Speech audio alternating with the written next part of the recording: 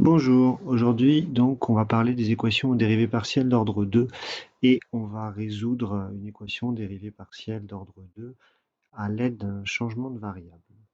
Donc ici ça va être un point méthode pour résoudre ce type d'équation aux dérivées partielles. Donc il y a plusieurs exemples d'équations aux dérivées partielles, on en a fait dans le cours précédemment. La plus célèbre peut-être en physique que vous connaissez, c'est l'équation de propagation de D'Alembert ou l'équation des cordes vibrantes. Et vous avez aussi l'équation de Fourier. Donc l'équation des cordes vibrantes, on la résoudra en TD. Et on va aujourd'hui résoudre par contre une toute autre équation différentielle, une équation différentielle qui n'a pas de, on va dire, contexte physique, mais qui est juste là pour illustrer un petit peu les méthodes. Donc cette équation différentielle, elle a l'air assez complexe. Elle regroupe d2f sur dx2, d2f sur dy2 et d2f sur dx dy, qui est aussi égal à d2f sur dy dx d'après le théorème de Schwartz, puisque la fonction f, elle est de classe C2. Et on essaie de la résoudre sur R au carré, puisqu'on prend des x et des y qui sont dans R. Donc l'idée va être ici d'utiliser pour la résoudre un changement de variable qui est proposé, vous inquiétez pas, il sera toujours proposé si l'équation aux dérivées partielles n'est pas évidente à résoudre, et on vous le donnera toujours. Donc avant de commencer à utiliser la règle de la chaîne, puisque c'est celle-là qu'on va utiliser pour on va dire calculer les dérivées partielles avec les nouvelles coordonnées, ce qu'on va faire déjà, c'est qu'on va légitimer si le changement de variable est correct.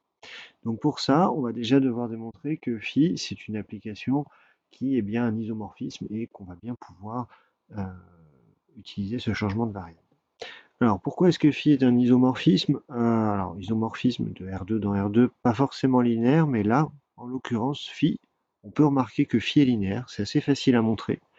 Et si jamais on écrit la matrice de phi dans la base B, qui serait la base canonique, on va obtenir une matrice A qui aurait comme coordonnée un coefficient de 1.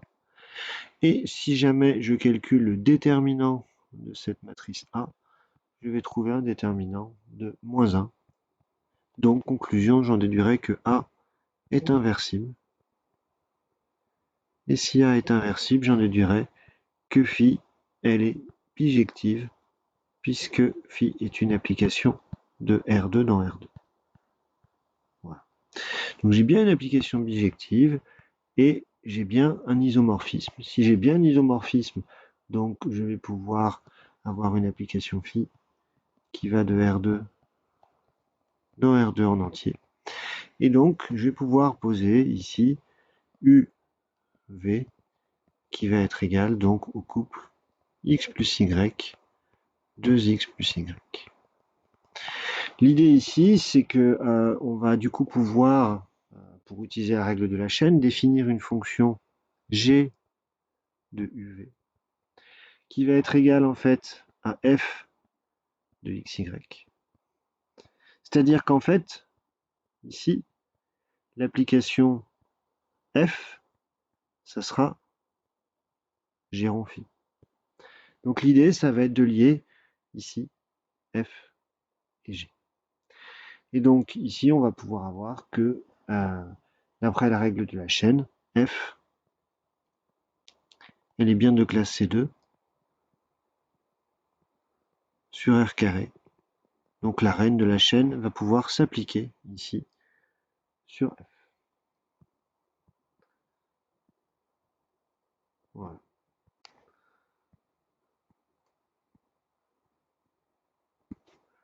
Donc elle va s'appliquer pour la dérivée première, mais aussi pour la dérivée seconde. Et on va pouvoir l'appliquer à cette composée ici que j'ai écrit. Alors, on va passer au calcul à proprement parler. On va d'abord calculer les dérivées premières et on va faire un petit peu de place ici. Voilà. Donc on va calculer les dérivées premières de f en fonction de celle de g. On va le rappeler dans un coin, mais f de xy sera donc égal à g de uv. uv, donc u c'est x plus y, et v c'est 2x plus y. Donc, règle de la chaîne pour des ronds f sur des ronds x.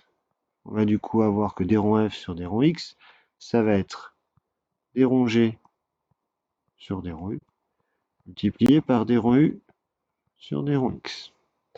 Puis on va avoir aussi des ronds g sur des ronds v, multiplié par des ronds v sur des ronds x. Je fais le calcul, je vais donc avoir dans un premier temps, donc le dérongé sur des ronds u, bien entendu, c'est celui que l'on veut garder. Et le rond u sur rond x, on va avoir 1. Ensuite, on va avoir rond v sur rond x. Rond v sur rond x, on va obtenir 2, multiplié par rond g sur rond v. Voilà pour la première dérivée partielle par rapport à x. Pour la seconde, on va faire la même chose avec des ronds f sur des ronds y. Ça va être des ronds g sur des ronds u fois des ronds u sur des ronds y plus des ronds g sur des ronds v fois des ronds v sur des ronds y. Toujours cette règle de la chaîne. Et ici, comme des ronds u sur des ronds y et des ronds v sur des ronds y valent tous les deux 1 au vu de l'expression de u et de v, on va avoir exactement des ronds g sur des ronds u plus des ronds g sur des ronds u. Voilà. Donc, deux résultats intéressants ici. Et ce que l'on va faire, c'est que l'on va commencer à calculer les dérivées partielles d'ordre 2. Donc à partir du résultat, ici le premier, on va calculer des ronds de f sur des ronds x2. Alors, pour calculer des ronds de f sur des ronds x2, il va falloir juste se rendre compte que des ronds de f sur des ronds x2, c'est la dérivée par rapport à x de des ronds f sur des ronds x. Donc, si jamais je remplace, c'est la dérivée par rapport à x de quoi? De d rond g sur d rond u plus 2 fois d rond g sur d rond v. Donc il va falloir que je calcule la dérivée par rapport à x de d rond g sur d rond u et que j'ajoute 2 fois la dérivée par rapport à x de d rond g sur d rond v. Et pour ça, je vais uniquement calculer à nouveau à la l'aide de la règle de la chaîne ce qu'il y a là. Donc, d rond sur d rond x de d rond g sur d rond u, je vais réutiliser la règle de la chaîne, mais sauf qu'à la place de la fonction g ici, je vais avoir d rond g sur d rond u dans un premier temps. Donc, qu'est-ce que ça va me faire? Ça va me faire d rond de g sur d rond u2, multiplié toujours par d rond u sur d rond v, sur d rond x, pardon. Plus, je vais avoir d rond de g sur d rond v, d rond u, multiplié par d rond v sur d rond x. Voilà pour la première partie ici. La deuxième partie, je vais avoir un 2 devant un facteur, et puis je vais ensuite calculer la même chose en remplaçant du coup g par d rond g sur d rond v. Donc ça va me faire dans un premier temps d rond de g sur d rond u, d rond v, multiplié par d rond u sur d rond x, plus d rond de g sur d rond v2, multiplié par d rond v sur d rond x. Voilà. Alors, on va remplacer à chaque fois chacune des valeurs numériques par la valeur qui lui correspond autant que l'on peut. Et on va regrouper les termes identiques. Donc, ici, d rond u sur d rond x, c'est 1. D rond v sur d rond x, c'est 2. D rond u sur d rond x, c'est 1. Et d rond v sur d rond x, c'est 1 aussi. Alors, excusez-moi, c'est pas 1, c'est d rond v sur d rond x, c'est 2. Voilà. Bien. On va essayer de regrouper tous les termes. Alors, au niveau des termes, je vais avoir celui-là. Est-ce qu'il est tout seul? J'ai d rond de g sur d rond u2, il est tout seul. Donc, d rond de g sur d rond u2. Ensuite, multiplié par 1. Donc, plus. On va regarder les d rond de g sur d rond y2. D rond de g sur d rond v2, pardon. Il y en a un là. Donc ici, il est tout seul et il est multiplié par 4, celui-ci. Donc je vais avoir ici du plus 4 fois d rond de g sur d rond v2. Puis après, il va m'en rester deux autres. Il va me rester celui-ci et celui-ci. Alors, on a donc deux termes qui sont d rond de g sur d rond v, d rond u, et d rond de g sur d rond u, d rond v.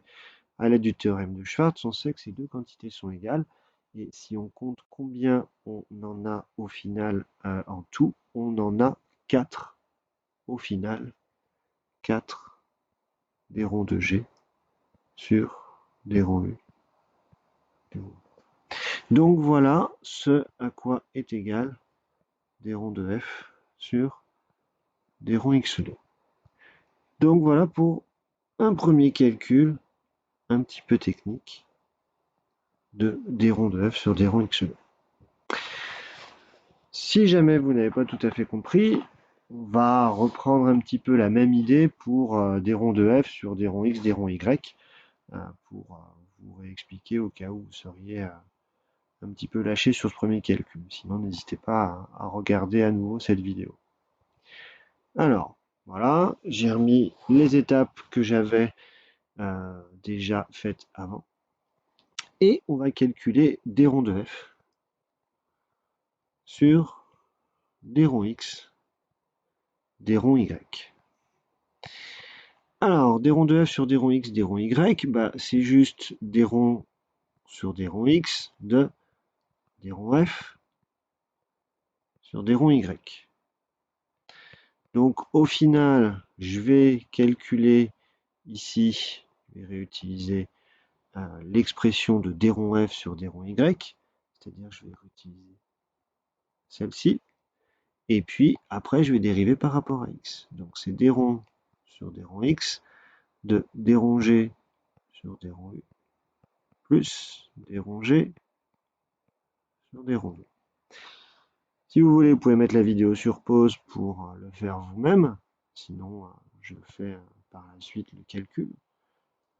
Donc, ensuite, si je dérive par rapport à x à l'aide de la règle de la chaîne, je vais avoir des ronds de g sur des ronds u2 multiplié par ici des ronds u sur des ronds x plus donc des ronds de g sur des ronds u des ronds v multiplié par des ronds v sur des ronds x plus donc je vais avoir encore des ronds g sur des ronds v à calculer donc par rapport à x.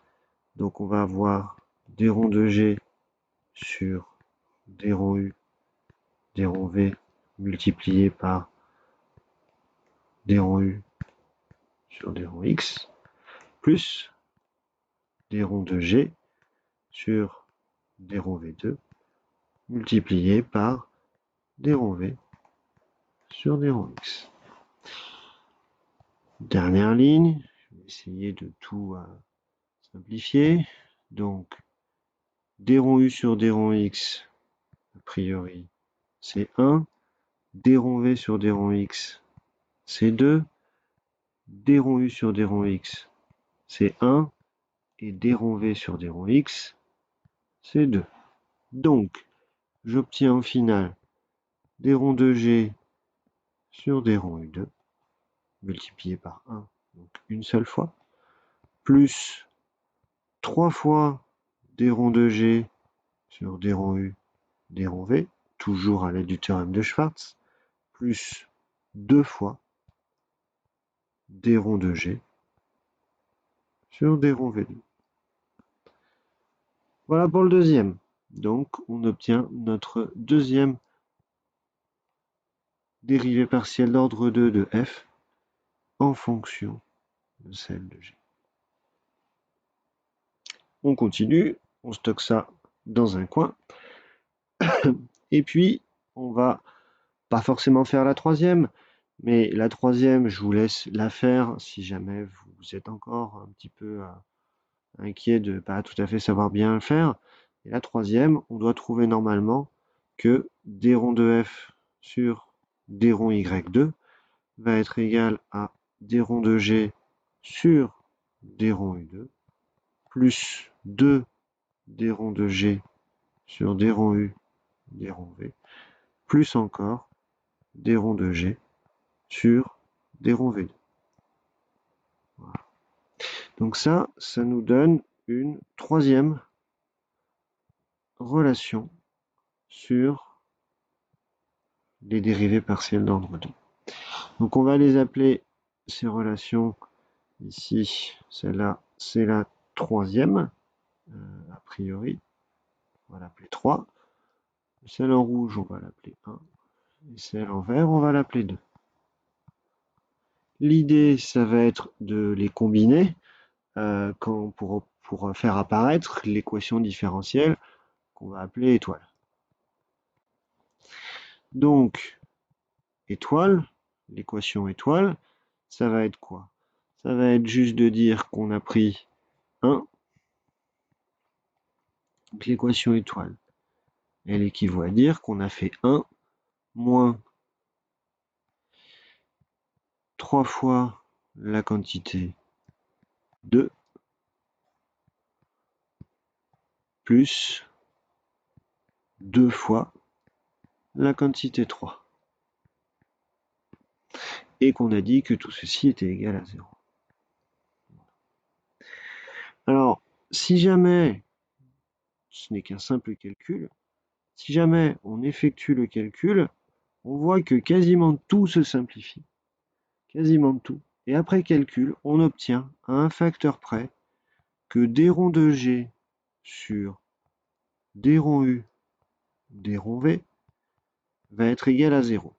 Bon, en fait, on n'obtient pas nécessairement d rond de g sur d rond u, d rond v exactement, mais un facteur près multiplicatif devant, ici, que bien entendu, on peut faire disparaître puisqu'il va être non nul. Voilà, c'est une constante. Et donc, on se ramène à une équation normalement beaucoup plus simple, une équation qui porte juste sur d rond de g sur d rond u, d rond v. Donc, et ça, maintenant, on va essayer de le résoudre. Donc, tous les calculs auxiliaires sont finis. On est arrivé sur une équation différentielle maintenant que l'on doit savoir résoudre. Alors, on revient à notre équation différentielle. Normalement, on doit résoudre quelque chose de beaucoup plus simple maintenant, ceci. Donc, pour résoudre celle-ci, on va utiliser la propriété qui nous dit que lorsqu'une fonction, quand on regarde sa dérivée partielle par rapport à une variable, est nulle, dans ce cas-là, ça veut dire que la fonction ne dépend pas de cette variable. Autrement dit, ici, on va se servir du fait que la dérivée partielle seconde de g par rapport à u, puis par rapport à v, est nulle, est totalement équivalent à dire que la dérivée partielle par rapport à u de d rond g sur d rond v est nulle. Ça veut donc dire que, vu que on a cette relation. On sait donc qu'il va exister une fonction f qui, vous allez le voir, sera de classe C en finale, vous verrez pourquoi à la fin, telle que la dérivée de g par rapport à v ne soit une fonction qui ne dépende pas de la variable u. Donc c'est une fonction qui dépend de la variable v. Attention, j'ai utilisé cette propriété, mais cette propriété, elle est valable uniquement sur des convexes. Donc attention, ici, u et v, ce sont deux réels qui appartiennent à R carré, puisque phi était bien la valeur dans R carré, vu que c'était bien une application bijective, et R carré, c'est bien un convexe. Pas de souci avec ça, l'espace entier est bien un convexe. Et l'application la propriété que j'ai utilisée n'est vraie que lorsqu'on se situe sur un convexe.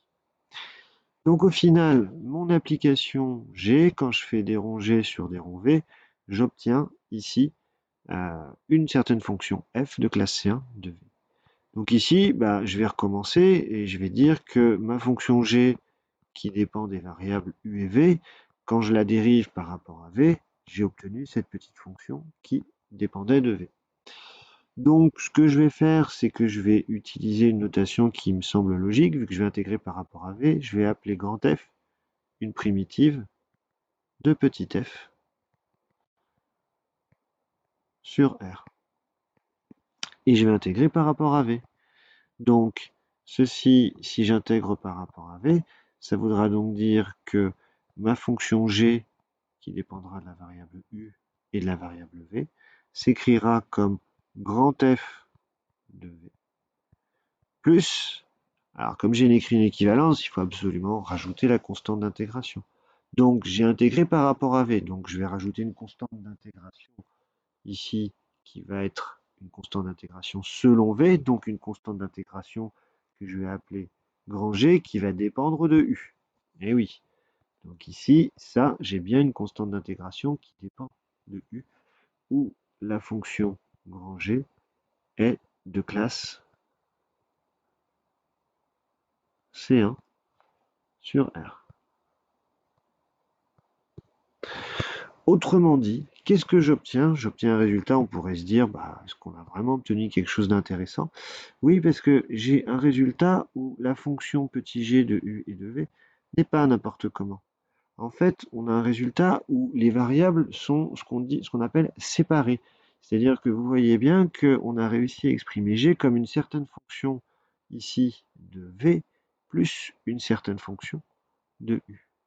Donc au final, si jamais je repasse en x et en y, ça voudra donc dire que ma fonction f de la variable x, y, s'écrira comme une certaine fonction f qui dépendra de v, donc de x plus y, plus une certaine fonction alors de x plus y de 2x plus y, plus précisément, puisque j'ai commencé par v, plus une certaine fonction g qui dépendra de u, donc de x plus y. Autrement dit, ma fonction f n'est pas sous n'importe quelle forme, elle est sous la forme d'une somme de deux fonctions, dont la première n'a qu'une seule variable, 2x plus y, et la deuxième n'a qu'une seule variable, x plus y. Donc, les solutions de l'équation différentielle que j'ai sont exactement les fonctions de la forme qui a xy associe grand F de 2x plus y plus grand G de x plus y, où, bien entendu, ici, les fonctions f et g sont de classe C1. C2, puisque j'ai intégré petit f qui est passé de classe C2, et G, je vais modifier mon étourderie et le classe C2. Voilà qui conclut la résolution de cette équation aux dérivées partielles d'ordre 2. Et Après, ça sera à vous de l'appliquer pour résoudre l'équation des cordes vibrantes et bien entendu, on vous donnera le changement de variable le plus adapté possible et vous retrouverez votre résultat du cours de physique.